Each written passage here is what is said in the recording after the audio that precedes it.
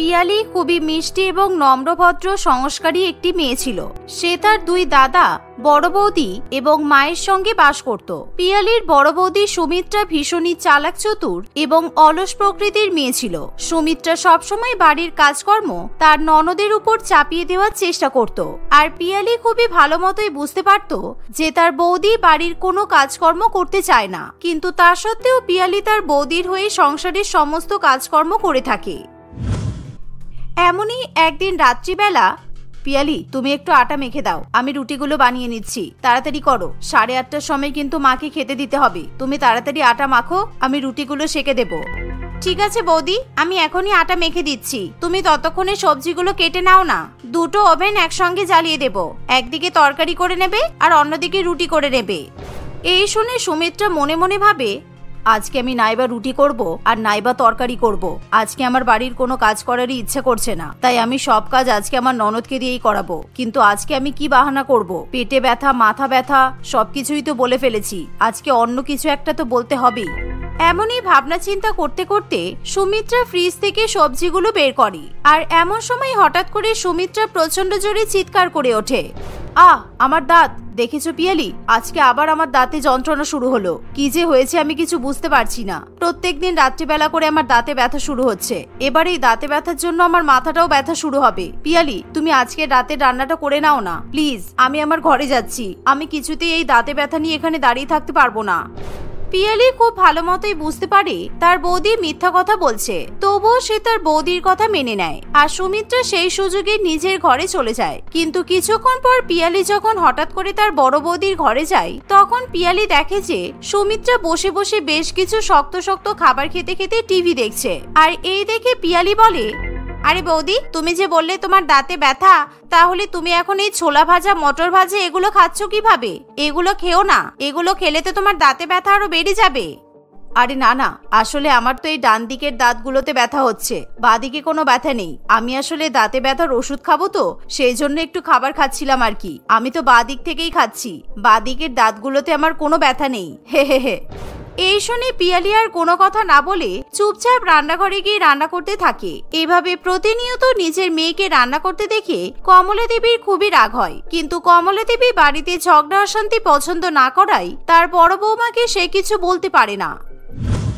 আর এভাবেই সময় কাটতে থাকে। সুমিত্রা সবসময় পিয়ালির সঙ্গে মিষ্টি মিষ্টি কথা বলে, যাতে পিয়ালিকে দিয়ে সে বাড়ির সমস্ত কাজকর্ম করিয়ে নিতে পারে। ইতিমধ্যেই কমলা দেবী তার ছোট ছেলে রণজয়ের বিয়ে দেয় এবং সোহিনীকে বাড়ির ছোট বৌমা করে নিয়ে আসে। সোহিনী খুবই নম্রভদ্র এবং সুশীল সংস্কারী মেয়ে ছিল, তাই খুব তাড়াতাড়ি সোহিনী এবং পিয়ালির মধ্যে ভালো রকমের বন্ধুত্ব হয়ে যায়। বৌদি, এই নাও, আমি তোমার জন্য পাকা আমের জুস বানিয়ে নিয়ে এসেছি, এই জুসটা খেয়ে দেখো, তোমার খুব ভালো লাগবে। আমি এর আগে সবাইকে আমার হাতে জুস বানিয়ে খাইয়েছি, কিন্তু আজকে জুসটা হচ্ছে স্পেশাল, আজকে স্পেশাল মানুষের জন্য। ভাবলাম তুমি এই বাড়িতে আজকে নতুন, তাই তোমাকে কিছু একটা বানিয়ে খাওয়ানো যাক। নিজের ননদের মুখে এমন কথা শুনে সোহিনীর খুবই ভালো লাগে। বাহ, তুমি তো খুব ভালো মেয়ে, আমি তো এই বাড়ির নতুন বউ, আজকে তো আমার সবাইকে রান্না করে খাওয়ানোর কথা, সেখানে তুমি আমার জন্য একের পর এক ভালো ভালো খাবার নিয়ে আসছো। বিয়ের আগে শুনেছিলাম ননদরা নাকি খারাপ হয়, কিন্তু বিয়ের পরে তো আমি অন্য কিছুই দেখতে পাচ্ছি। না না বৌদি, এখন তোমাকে কয়েকদিন কোনো কাজ করতে হবে না, তুমি তো এই বাড়িতে নতুন, তাই আমি সবকিছু সামলে নেব। নাও, তুমি এবার আমের জুসটা খেয়ে বলো তো কেমন হয়েছে। এভাবে ননদ এবং বৌদির মধ্যে বন্ধুত্ব দেখে বড় বৌমা সুমিত্রা একেবারে তেলে বেগুনে জ্বলে ওঠে। সে কিছুতেই ছোট জায়ের প্রতি তার ননদের এরকম ভালোবাসা মেনে নিতে পারে না। ও ছোট বৌদি আসতে না আসতেই এদিকে বড় বৌদিকে ভুলে গেছো পিয়ালি, তাই না? তুমি তো জানো তোমার হাতের ম্যাঙ্গো জুস খেতে আমার কতটা ভালো লাগে, তুমি আমার জন্য ম্যাঙ্গো জুস বানালে না? যাও, তুমি আমার জন্য ম্যাঙ্গো জুস বানিয়ে নিয়ে আসো, আর ম্যাঙ্গো জুসের মধ্যে বেশি করে কাজু বাদাম, পেস্তা বাদাম দেবে, কেমন? না না বৌদি, আমি তো বাড়ির সবার জন্যই ম্যাঙ্গো জুস বানিয়ে রেখেছি, আমি ফ্রিজে জুস রেখে দিয়েছি। এক কাজ করো না, তুমি ফ্রিজ থেকে তোমার জুসটা নিয়ে নাও, আর মা আর দাদাদেরকেও জুস দিয়ে দাও, আমি একটু নতুন বৌদির সঙ্গে গল্প করি প্লিজ। এই শুনে সুমিত্রার খুবই রাগ হয়, তবুও সে কোনো কথা না বলে সেখান থেকে চলে যায়। এই পিয়ালির বাচ্চাকে যে কোনো উপায়ে আমার হাতে রাখতে হবে। বাড়ির ছোট বউ আসতে না আসতেই ওর সঙ্গে একেবারে গভীর বন্ধুত্ব পাতিয়ে ফেলেছে। ওই সোহিনী ভীষণ চালাক মেয়ে, ননদের সঙ্গে বন্ধুত্ব পাতাচ্ছে, যাতে সোহিনী পিয়ালিকে দিয়েই ওর সমস্ত কাজকর্ম করিয়ে নিতে পারে। কিন্তু আমাকেও চেনে না, ওদের এই বন্ধুত্ব কিভাবে শত্রুতায় পরিণত করতে হয় আমি খুব ভালো করেই জানি। এবার আস্তে আস্তে পিয়ালির সঙ্গে ছোট বউ সোহিনীও বাড়ির কাজকর্মে লেগে পড়ে। একদিন রাত্রিবেলা রাতের খাবার রান্না করার সময় সুমিত্রা, সোহিনী এবং পিয়ালি তিনজনেই রান্নাঘরে যায়। রাতে রুটি বানানো হবে তাই তো? আচ্ছা, আমি বরং আটা মেখে নিই, কেমন? পিয়ালি, আটা কোথায় আছে আমাকে একবার দেখিয়ে দাও না। তোমাকে আটা মাখতে হবে না বৌদি, কারণ আমি তো আগেই আটা মেখে রেখেছি। এমনিতেও প্রত্যেকদিন আটা মাখার দায়িত্ব আমার। আমি থাকতে তুমি এত চিন্তা করছো কেন? পিয়ালির কথা শুনে সুমিত্রার খুবই রাগ হয়, আর সে তখনই পিয়ালির সঙ্গে ঝগড়া করতে শুরু করে দেয়। মানে তুমি বলতে কি চাইছো? মানে প্রত্যেকদিন রাত্রিবেলা তুমি রান্না করো? এতদিন কি আমি কোনো কাজ করিনি? সব কাজ তুমি একাই করেছো। ছোট বৌদির সামনে ভালোই তো আমার নামে বদনাম করছো। না না দিদি, তুমি ভুল ভাবছো। পিয়ালি এমন কিছু বলতে চাইনি, ও তো জাস্ট বললো যে। আরে ঠিক আছে ঠিক আছে, আমি তোকে কিছু বলিনি। আমি তো আমার ননদের সঙ্গে কথা বলছি। তোর এত গায়ে লাগছে কেন? রান্না করতে এলাম, পুরো মুডটাই নষ্ট হয়ে গেল। পিয়ালি, তুমি এক্ষুনি রান্নাঘর থেকে বেরিয়ে যাও। আমরা দুই বৌমা মিলে রান্না করে নেব। যাও, তুমি এখান থেকে চলে যাও। এই শুনে পিয়ালি কোনো কথা না বলে মন খারাপ করে রান্নাঘর থেকে বেরিয়ে যায়। আর এদিকে সুমিত্রা তার ছোট জায়ের সঙ্গে গল্প পাতাতে শুরু করে। এর সঙ্গে কথা বলে যা বুঝলাম, মেয়েটা ভালোই বোকা। এর বোকামিকে কাজে লাগাতে হবে। ননদ বৌদির মধ্যে খুব বন্ধুত্ব হয়েছে। এই বন্ধুত্ব খুব তাড়াতাড়ি আমাকে ভেঙে ফেলতে হবে। না হলে পিয়ালিকে কোনো কথা বললে পিয়ালি আমার কোনো কথা শুনবে না, আর নাইবা পিয়ালি আমার কোনো কাজ করবে। এভাবেই সুমিত্রা মাথার মধ্যে নানান রকম ফোন দিয়ে আটতে থাকে। সুমিত্রা সবসময় পিয়ালি এবং সোহিনীর মধ্যে দূরত্ব বজায় রাখার চেষ্টা করে। এভাবেই 2-4 দিন কাটে। একদিন এক বিয়ে বাড়িতে যাওয়ার সময় সুমিত্রা তার ছোট জায়ের ঘরে গিয়ে বলে, এই ছোট, তোর বাপের বাড়ি থেকে তুই বিয়ের সময় একটা লাল রঙের শাড়ি এনেছিলি, মনে আছে? তোর আলমারিতে রাখা আছে। কিছুদিন আগে তুই যেটা আমাকে দেখালি, ওই লাল রঙের শাড়িটা আমাকে দে না। আমি বিয়ে বাড়িতে পরে যাব, আর শাড়ির সঙ্গে ম্যাচিং গহনাগুলোও দিবি, কেমন? কিন্তু দিদি, ওই শাড়িটা তো আমি পিয়ালিকে দিয়ে দিয়েছি। আমার শাড়িটা পিয়ালির খুবই পছন্দ হয়েছিল, সেই জন্য আমি শাড়িটা পিয়ালিকে পুরোপুরি নিয়ে নিতে বললাম। আর ও তো গহনাগুলোও নিয়ে চলে গেছে। ও বলল বিয়ে বাড়িতে শাড়ির সঙ্গে ম্যাচিং করে গহনাগুলো পরে যাবে। এই মেয়েটা না প্রথম থেকেই আমার সঙ্গে এরকম করে। আমার কোনো জিনিস পছন্দ হলে ওর সেই জিনিস লাগবে। দেখেছিস, আমি তোর কাছে শাড়ি চাইতে এসেছি, তার আগে ও শাড়িটা নিয়ে পালিয়ে গেছে। বদমাইশ মেয়ে একটা, সবসময় এরকম করে। এরকম করে বলো না দিদি, পিয়ালি আমার একমাত্র ননদ, আর ও যদি বড় মুখ করে আমাদের কাছে কিছু চাই, তাহলে আমরা কি না করতে পারবো? আচ্ছা, তুমি বরং অন্য শাড়ি নাও না। দেখো, আমার কাছে আরো অনেক শাড়ি আছে।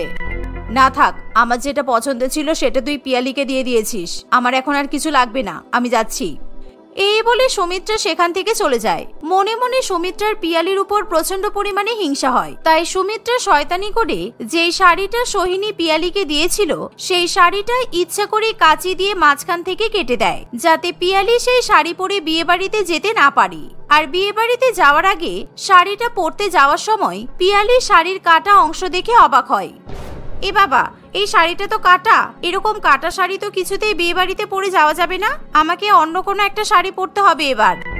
এমন সময় সেখানে সুমিত্রা এসে বলে, পিয়ালি, শাড়িটা কাটা নয়, শাড়িটা ইচ্ছা করে কাটা হয়েছে। আর এটা কে করেছে শুনলে তুমি অবাক হবে। তোমার বন্ধু, তোমার প্রাণের বন্ধু, তোমার ছোট বৌদি কেটেছে। আসলে এই শাড়িটা সোহিনীর খুবই পছন্দের শাড়ি ছিল, কিন্তু তুমি শাড়িটা ওর কাছে চেয়েছো বলে ওর খুব রাগ তোমার উপর। তাই তুমি যাতে শাড়িটা পরতে না পারো, তাই ও কাঁচি দিয়ে ইচ্ছা করে শাড়িটা কাটার পর তোমাকে দিয়েছে। আমি নিজের চোখে দেখেছি।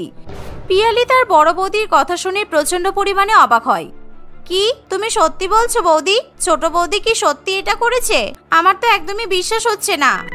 আরে হ্যাঁ গো, আমি সত্যি বলছি। আমি তোমাকে মিথ্যা কথা বলতে যাব কেন? তুমি এখনো পর্যন্ত মানুষ চিনতে পারোনি। তোমার ছোট বৌদি কি জিনিস তোমার কোনো ধারণা নেই। ও তো শুধুমাত্র তোমাকে দিয়ে বাড়ির কাজ করানোর জন্য তোমার সঙ্গে ভালো ব্যবহার করে। ও শুধু তোমাকে ব্যবহার করছে। আচ্ছা ছাড়ো, আমি বরং তোমাকে অন্য একটা শাড়ি দিচ্ছি, তুমি আমার শাড়ি পরেই বিয়ে বাড়িতে যাবে। এভাবে সুমিত্রা পিয়ালিকে সোহিনীর বিরুদ্ধে উল্টোপাল্টা কথা বলে। আর পিয়ালি খুবই সরল সিধেসাধা হওয়ায় সে তার বড় বৌদির কথা বিশ্বাস করে নেয়। আর এই সুযোগে সুমিত্রা সোহিনীর কাছে যায় এবং সোহিনীকেও পিয়ালির বিরুদ্ধে উস্কানি দিতে শুরু করে। জানিস ছোট, তোর সঙ্গে কিছু কথা ছিল। তুই না পিয়ালির সঙ্গে বেশি বন্ধুত্ব করিস না। তুই এই বাড়িতে নতুন, সেই জন্য এখনো তুই পিয়ালিকে চিনতে পারছিস না। ও দেখতে ওরকম ভোলা ভালা, কিন্তু ওর মনের মধ্যে যে কি বিষ আছে সেটা তুই ধারণাও করতে পারবি না। আজকে জানিস পিয়ালি শাশুড়ি মায়ের সঙ্গে কি গল্প করছিল? আমি নিজের কানে শুনেছি, তুই শুনলে অবাক হবি। কি গল্প করছিল? আমি তোমার কথা সত্যি বুঝতে পারছি না দিদি। আরে পিয়ালি আমাদের শাশুড়ি মাকে বলছিল তোর বাপের বাড়ি থেকে যৌতুকে খুবই খারাপ খারাপ জিনিস দেওয়া হয়েছে। আসলে তুই পিয়ালিকে যে শাড়িটা পরতে দিয়েছিস না, ওই শাড়িটা কাটা বেরিয়েছে, সেই জন্য পিয়ালির প্রচন্ড রাগ হয়েছে। তাই ও তোর বাপের বাড়ির নামে নিজের মায়ের সামনে অনেক উল্টোপাল্টা কথা বলছিল। আমি নিজে কানে শুনেছি। বলছিল তোর বাবা নাকি সব সস্তার কম দামি জিনিস দিয়ে তোকে পাঠিয়ে দিয়েছে। সুমিত্রার মুখে এমন কথা শুনে সোহিনীর খুবই রাগ হয়। কি, পিয়ালি আমাকে নিয়ে এমন বলেছে? আমি তো পিয়ালিকে খুবই ভালো মেয়ে মনে করতাম, কিন্তু পিয়ালি যে ভেতরে ভেতরে আমাকে নিয়ে এমন ধারণা পোষণ করে। ভালো হয়েছে তুমি আগে থেকে আমাকে সাবধান করে দিয়েছো দিদি। আমি এখনই আমার শাড়িটা ওর কাছ থেকে কেড়ে নেব। এই বলে সোহিনী তখনই পিয়ালির কাছে যায় আর পিয়ালির সঙ্গে সে ঝগড়া করতে শুরু করে দেয়। পিয়ালি এবং সোহিনী দুজনকে ঝগড়া করতে দেখে সুমিত্রা মনে মনে প্রচন্ড পরিমাণে আনন্দ পায় আর সুমিত্রা দাঁড়িয়ে দাঁড়িয়ে তাদের তামাশা দেখতে থাকে। কিন্তু এমন সময় সেখানে কমলা দেবী চলে আসে। বড় বৌমা, এরা দুজনে ঝগড়া করছে, তোমার তো দেখতে খুবই ভালো লাগছে তাই না? তুমি তো এটাই চেয়েছিলে, ননদ বৌদির বন্ধুত্ব ভেঙে দিতে। এই তোমরা ঝগড়া বন্ধ করো। বড় বৌমা ইচ্ছা করে তোমাদের মধ্যে ঝগড়া লাগানোর চেষ্টা করছে, আর এটা তোমরা ধরতে পারছো না। অনেক মিথ্যা কথা বলেছো বড় বৌমা। তুমি আজকে নিজের হাতে ছোট বৌমার শাড়িটা কাঁচি দিয়ে কেটেছো, আর সেটা আমি দেখেছি। এমনকি আমার কাছে প্রমাণও আছে। তুমি এতটা নিচে কিভাবে নামতে পারো? এভাবে বাড়ির সকলের সামনে সুমিত্রার আসল মুখোশ খুলে যায় আর সুমিত্রা প্রচন্ড পরিমাণে লজ্জিত হয়ে পড়ে। তোরা আমাকে ক্ষমা করে দে, আমি আর কখনো এরকম করব না। আসলে আমি কেন জানি না তোদের বন্ধুত্ব সহ্য করতে পারছিলাম না। আমার ভুল হয়ে গেছে, আমাকে ক্ষমা করে দে তোরা। আমরা আজ থেকে তিনজনে মিলেমিশে থাকবো। সুমিত্রাকে বাড়ির সকলেই ক্ষমা করে দেয় আর শেষ পর্যন্ত তারা তিনজনই খুবই সুন্দরভাবে সেজে গুজে বিয়ে বাড়িতে যায়। এভাবে সেদিনের পর থেকে তারা সবাই মিলেমিশে সংসার করতে থাকে। পরি চিকেন স্যুপ খাওয়ার জন্য তার মায়ের কাছে ভীষণ পরিমাণে বায়না করে, কিন্তু রমলা গরিব হওয়ায় সে তার মেয়েকে চিকেন স্যুপ রান্না করে দিতে পারে না। চিকেন স্যুপ রান্না করার জন্য সলিড চিকেনের পিস এবং নানান রকমের দামি দামি শাকসবজি, সেই সাথে চিজ ও বাটারের প্রয়োজন হয়। এই সকল জিনিসপত্র কেনা রমলা ও তার স্বামীর কাছে ভীষণ দুষ্কর ব্যাপার ছিল। রমলার স্বামী নাড়ুবাবু যতই চিকেনের দোকানে চিকেন বিক্রি করুক না কেন, তার উপার্জন করা সেরকম অর্থে না হওয়ায় তারা কোনো মতে দুবেলা দুমুঠো খেয়ে দিন কাটায়। ও মা, প্লিজ আমাকে চিকেন স্যুপ রান্না করে দাও। আমার বান্ধবীরা এখন শীতের ছুটিতে বাড়িতে বসে বসে চিকেন স্যুপ খাচ্ছে, কারণ যখন অনলাইনে ক্লাস হচ্ছিল তখন ওরা স্যারকে বলছিল যে ওরা চিকেন স্যুপ খাওয়ার পর ক্লাসে জয়েন করবে। এই কথা শুনে আমারও চিকেন স্যুপ খেতে ইচ্ছে করছে। তোমাকে কতবার বারণ করেছি কারোর কোনো খাবারের জিনিসের প্রতি কখনো লোভ দিতে নেই। আমরা গরিব, তাই আমাদের পক্ষে যখন যা সম্ভব আমরা তাই খাবো। আর গরিব মানুষরা কখনো চিকেন স্যুপ খায় না, ওসব বড় লোকেদের খাবার। তাহলে তুমি বাবাকে কেন বলো না বড়লোক হতে? বড়লোক হয়ে গেলে আমরা তো রেগুলার চিকেন স্যুপ খেতে পারবো, তখন আর আমার চিকেন স্যুপ খাওয়ার জন্য কোনো রকমের লোভও হবে না। এই সময় নাড়ুবাবু তার মেয়ের কথা শুনতে পায়। মেয়ের মুখে এরকম বড়লোক হওয়ার কথা শুনে তার মনে মনে ভীষণ পরিমাণে খারাপ লাগে, কিন্তু সে তার পরিবারকে নিজের মনোভাব বুঝতে না দিয়ে হাসি মুখে ঘরে ঢুকে বলে, আচ্ছা রমলা, তুমি ওকে চিকেন স্যুপ কেন খেতে পারেন করছো? আর তোমাকে এই কথা কে বলেছে যে চিকেন স্যুপ বড় লোকদের খাবার? বলি, যখন চিকেন স্যুপ খেতে ইচ্ছা হয়েছে তাহলে আজকে রাত্রিবেলা আমরা সবাই মিলে চিকেন স্যুপ খাবো, কেমন? তুমি জানো এক বাটি চিকেন স্যুপের কত দাম? আমাদের পাড়ার মোড়ে ভোম্বল চিকেন স্যুপ বিক্রি করে। ও এক বাটি চিকেন স্যুপ লোককে খাইয়ে তার কাছ থেকে 200 টাকা করে নেয়। এখন আমাদের চিকেন স্যুপ খাওয়ার কোনো দরকার নেই। নাড়ু তার বউয়ের সঙ্গে বেশি কথা না বাড়িয়ে রমলার হাতে সে এক প্যাকেট চিকেনের বেঁচে থাকা টুকরো তুলে দেয়। মাঝে মাঝে নাড়ু চিকেনের দোকানে সব চিকেন বিক্রি হয়ে যাওয়ার পর যেটুখানি টুকরো পড়ে থাকে সেই চিকেনের টুকরোগুলো প্যাকেটে করে বাড়িতে নিয়ে আসে, আর বেঁচে থাকা চিকেন টুকরো দিয়ে রমলা চিকেন কষা ও ভাত রান্না করে তার মেয়েকে খাওয়ায়। এরকম বেঁচে থাকা চিকেনের টুকরো এবং ভাতই হলো এই গরিব 3টে মানুষের এলাহি খাবার। তুমি আজকে রাত্রেবেলায় চিকেনের টুকরোগুলো দিয়ে স্যুপ রান্না করে ফেলো, তাহলে আমাদের মেয়ে চিকেন স্যুপ খেতে পারবে। আর তোমার হাতে মোবাইল ফোনও তো আছে, ফোনে চিকেন স্যুপ বানানোর পদ্ধতির ভিডিও দেখে নাও। আচ্ছা বাবা, ঠিক আছে, আমি তোমার মেয়েকে চিকেন স্যুপ রান্না করে দিচ্ছি।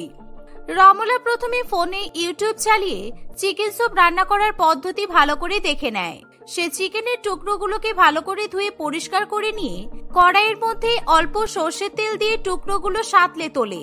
সে একটা বড় হাঁড়িতে জল ফুটিয়ে তার মধ্যে নুন গোলমরিচ ছড়িয়ে চিকেনের টুকরোগুলো সেই ফুটন্ত জলে দিয়ে দেয়। স্যুপটা ফুটে একটু ঘন হয়ে আসলে ওই স্যুপের মধ্যে কর্নফ্লাওয়ারের পরিবর্তে সে একটু ময়দা বেশি করে গুলে দেয় এবং চিকেন স্যুপটা তৈরি করে ফেলে। তাদের ঘর চিকেন স্যুপের গন্ধে ভরে ওঠে। এই নে পরি, তোর পছন্দের চিকেন স্যুপ খেয়ে নে, তারপর বল তোর মা কেমন চিকেন স্যুপ বানিয়েছে। এই যে নাড়ু বাবু, আপনিও আপনার মেয়ের সঙ্গে চিকেন স্যুপ খেয়ে নিন। মেয়ে বাবা দুজনে মিলে বাটি করে চিকেন স্যুপ খেয়ে নেয়। তাদের রমলার হাতে তৈরি করা চিকেন স্যুপ খেতে খুবই ভালো লাগে। মা, এই চিকেন স্যুপ খেতে দারুণ হয়েছে, তুমি প্রত্যেকদিন আমাকে চিকেন স্যুপ রান্না করে দেবে, ঠিক আছে? পরের দিন সকালবেলা নাড়ু যখন চিকেন বিক্রি করতে যায়, সেই সময় রমলা তাকে একটি টিফিন বাক্স করে চিকেন স্যুপ দিয়ে দেয়। সে তাকে রাত্রিবেলা বাড়ি ফেরার সময় আবার চিকেনের টুকরো নিয়ে আসতে বলে, যাতে পরীকে সে আবার চিকেন স্যুপ রান্না করে দিতে পারে। নাড়ু সেই স্যুপের বাক্স নিয়ে চিকেনের দোকানে চলে যায়। দোকানে বেলা পর্যন্ত চিকেন বিক্রি করার পর যখন সে চিকেন স্যুপ খাবে, সেই সময় তার পাশের অন্য একটি চিকেন দোকানের মালিক সাধু নাড়ু বাবুর কাছে এসে বলে, কি ব্যাপার নাড়ু, দিনের বেলা ভাত ছেড়ে এরকম চিকেন স্যুপ ঝোল খাচ্ছ কেন? চিকেনের বিক্রি বাটা মনে হয় তোমার দোকানে ভালো হচ্ছে না। অবশ্য হবেই বা কি করে, সব খরিদ্দার তো আমার দোকান থেকে চিকেন কিনে নিয়ে যায়, তাই আর তোমার দোকানে কেউ আসে না হয়তো। এসব কথা কেন বলছো তুমি? আমি দিনের বেলা ভাত না খেয়ে চিকেন স্যুপ খাচ্ছি বলে তার মানে এই না যে আমার দোকানে চিকেন বিক্রি হয় না। আর তোমার দোকানে চিকেন বিক্রি হওয়া তো স্বাভাবিকই। তুমি কম দামে যে বাসি চিকেন গুলো বিক্রি করো সেটা তো গ্রাহকরা জানে না। গ্রাহকরা যখন জানতে পারবে তখন তোমার দোকানে চিকেন আর কেউ কিনবে না, দেখে নিও। একদম বাজে কথা বলবে না। তোমাকে কে বলেছে যে আমি বাসি চিকেন বিক্রি করি?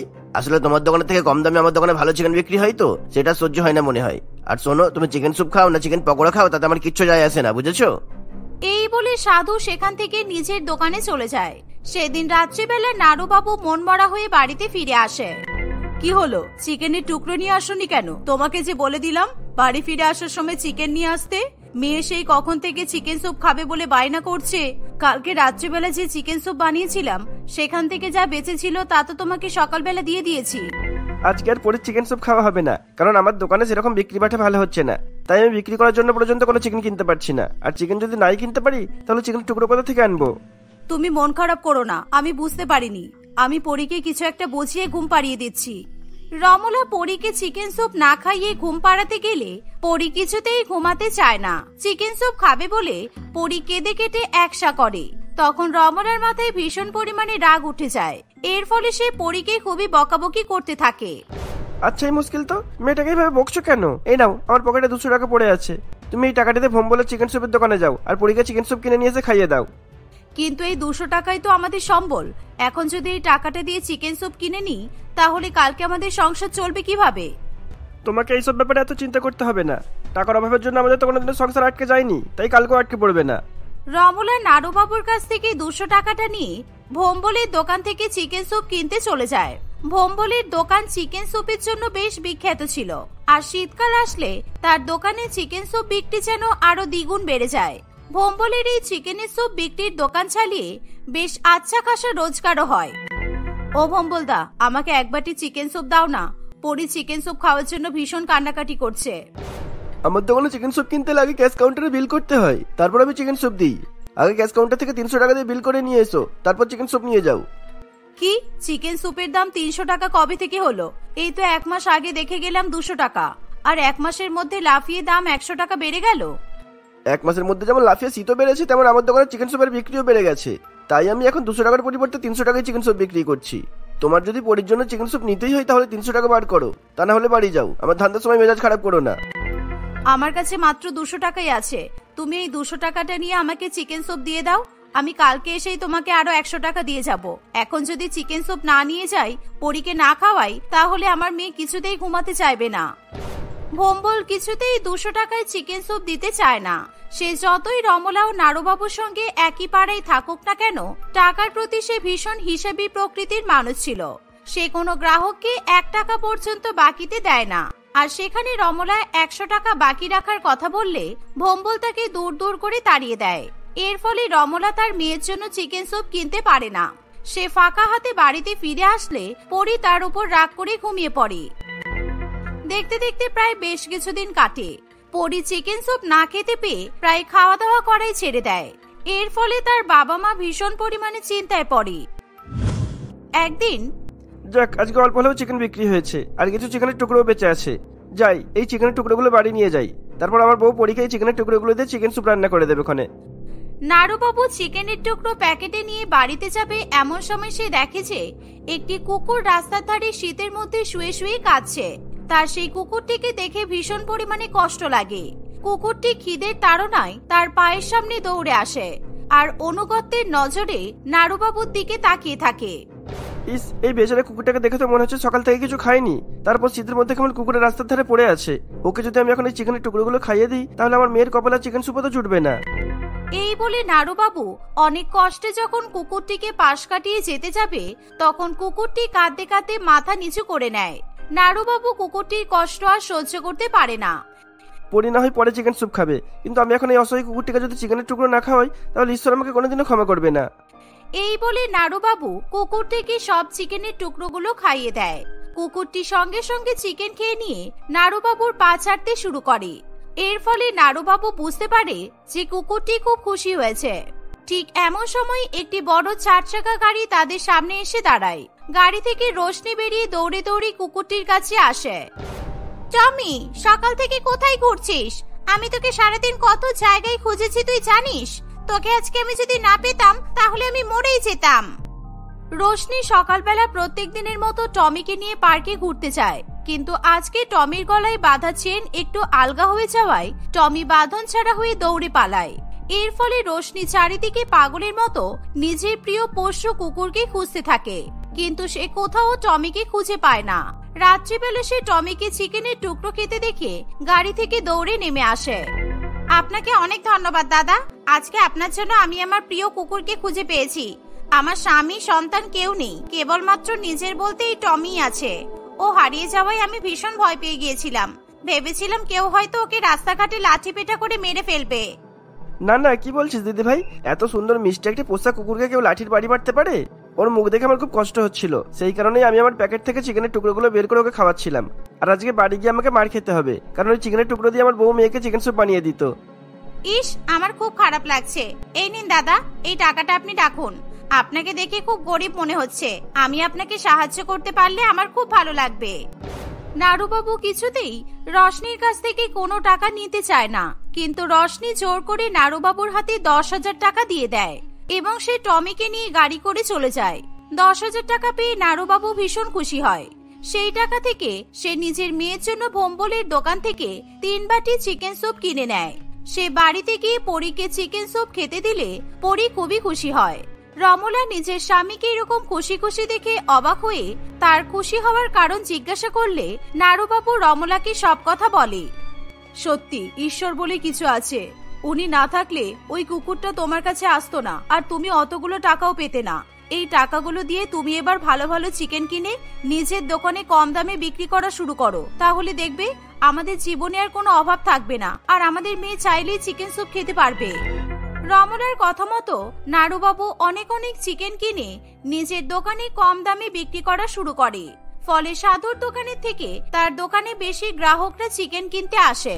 এর ফলে পরী এবং তার বাবা মায়ের জীবনে আর কোনো দুঃখ কষ্ট থাকে না। রমলা প্রত্যেকদিন পরীকে চিকেন স্যুপ বানিয়ে খাওয়ায়। এভাবেই তার চিকেন স্যুপ রান্নার হাত বেশ ভালো হয়ে গেলে রমলা ও নাড়ুবাবু চিকেনের দোকানের পাশে নিজের চিকেন স্যুপের দোকান খোলে। এভাবেই তারা সকলে মিলে সুখে শান্তিতে দিন কাটাতে থাকে।